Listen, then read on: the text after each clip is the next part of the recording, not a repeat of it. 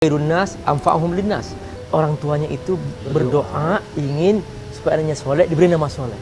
Pengen jadi suami yang soleh itu apa yang paling utama harus saya lakukan?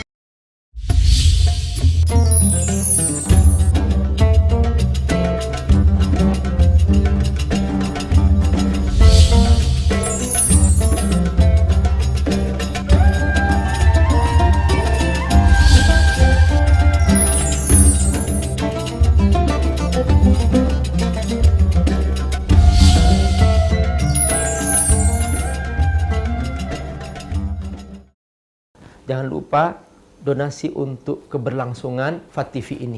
Insya Allah semua yang Anda donasikan Allah akan mengganti dengan lipat ganda, karena di sini Anda beramal jariah.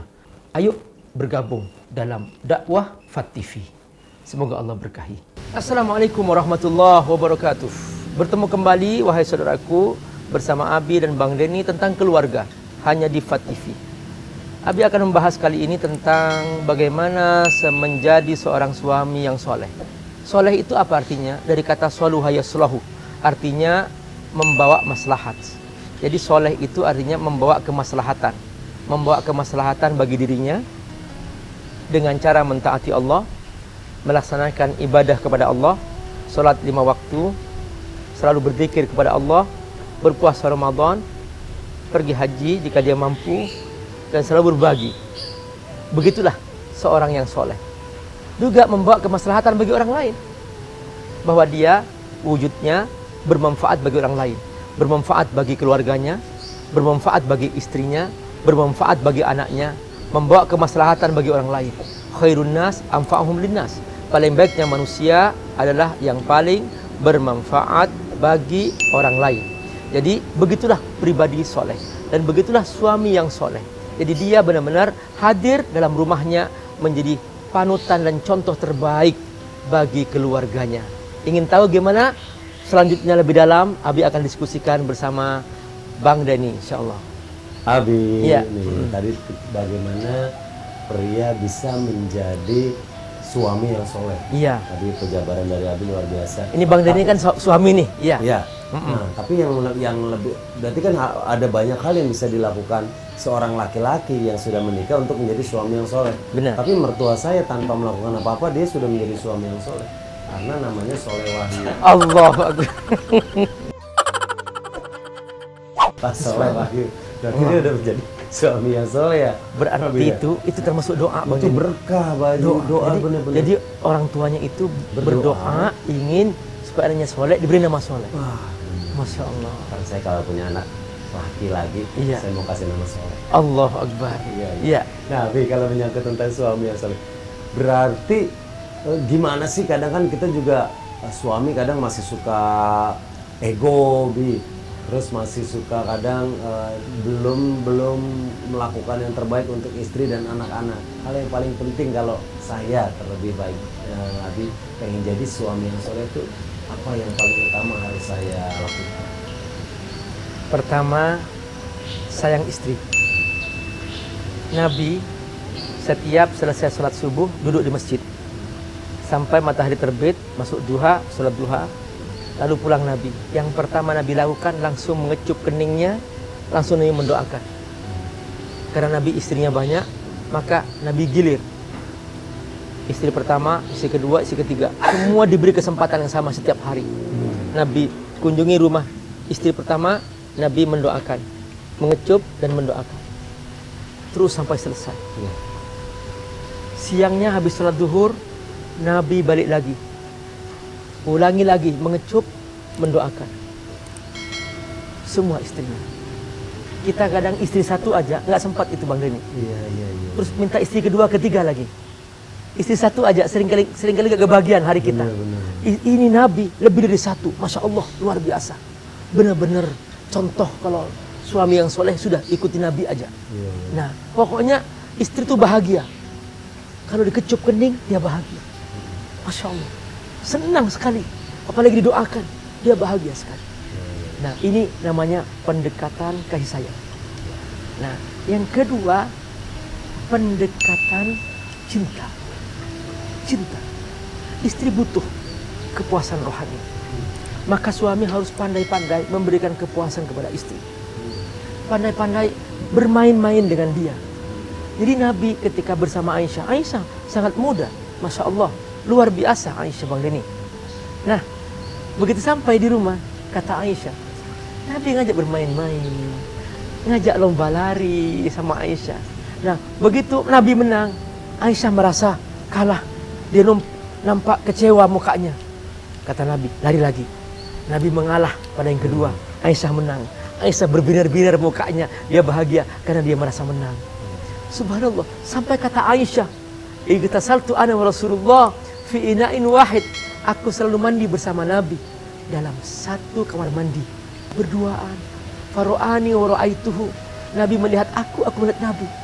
Subhanallah, ini dalil bahwa kita boleh melihat istri kita, melihat aurat istri kita. Masya Allah, pokoknya Nabi pendekatan cinta. Begitu cintanya, sampai kata Aisyah, belum pernah aku melihat Nabi bermuka marah, berkata, muka melotot, mata melotot, nggak pernah, kata Aisyah. Wala ma ra'aituhu yadribu syai'an. Belum pernah aku melihat Nabi mukul benda, nggak pernah. Ya Allah, subhanallah. Kita mikir berapa kali kita mata mirah pada istri kita. Semoga Allah mengampuni kita. Kata-kata kasar sering terucap, padahal istri sudah ikhlas menjadi sahabat kita sampai di surga. Dia ikhlas menemani kita. Subhanallah. Seringkali ini Abi juga manusia biasa. Abi sering berkata-kata kasar. Manusia biasa. Mana Allah mengampuni, mana Allah mengubah keburukan-keburukan ini yang mungkin pernah terjadi. Wahai istriku, Abi mohon maaf jika selama ini Abi mengucapkan kata-kata kasar. Mungkin ada yang tersinggung dalam perasaanmu, ada yang tersimpan dalam diri kamu. Mohon maafkan Abi. Benar, Nabi tidak pernah marah, Nabi tidak pernah memukul benda. Mana ini, subhanallah, ini akhlak Rasulullah SAW. Makanya Allah memuji Rasulullah, wa innaka la'ala khuluqin azim. Akhlakmu mulia Muhammad. Ternyata luar biasa. Nabi sebagai seorang suami indah sekali. Yang ketiga, Nabi memberikan contoh dalam hidupnya, contoh ibadah. Tengah malam Nabi bangun, istrinya tidur, mungkin dia kecapean. Nabi tidak bangunin. Nabi hanya menggeser kakinya supaya Nabi bisa sujud. Karena rumah Nabi sempit, Bang Denny. Dia itu hanya 4 meter persegi. Jadi ketika Nabi sholat, ada tempat istrinya sedang berbaring, maka Nabi menggesernya untuk dia bisa sujud.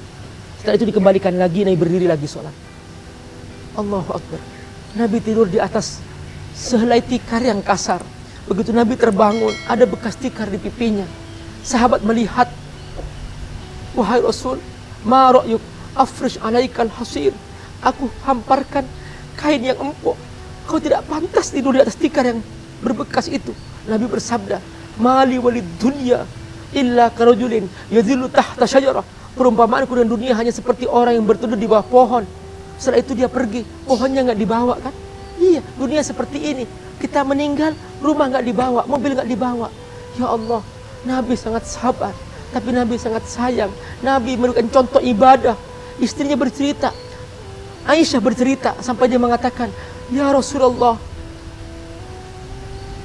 ma fa'alta hadha? Kenapa kau lakukan ini wahai Rasul? Aisyah melihat kaki Nabi bengkak karena kelamaan berdiri sholat tahajud. Ya Allah Bang Denny, Allahu Akbar. Nabi contoh, istrinya terharu melihat akhlak Rasulullah SAW. Jadi kita di rumah jangan berbicara dengan kata-kata, jadikan contoh terbaik, contoh akhlak, contoh berbicara, contoh perbuatan. Itulah dia seorang suami yang baik. Ternyata halnya sangat simpel ya.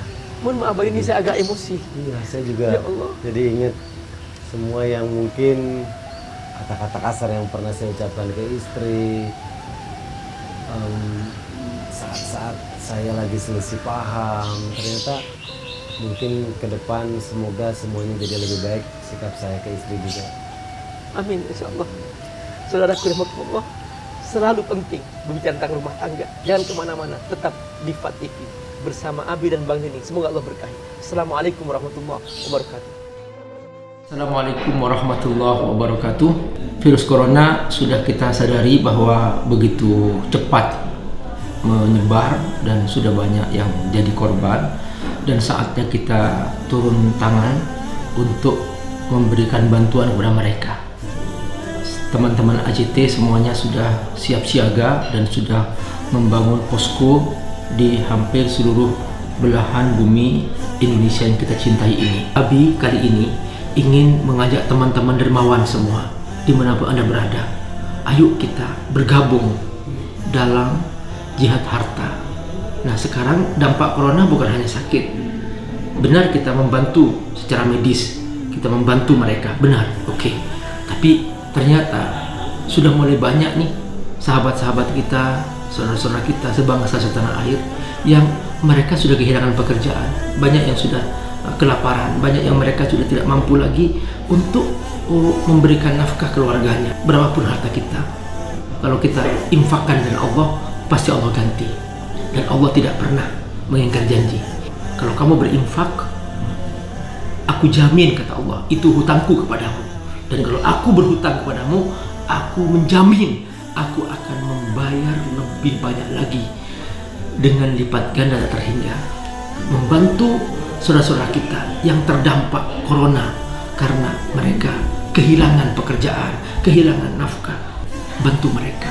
Di samping juga banyak juga yang mereka butuh bantuan biaya pengobatan di saat yang sama.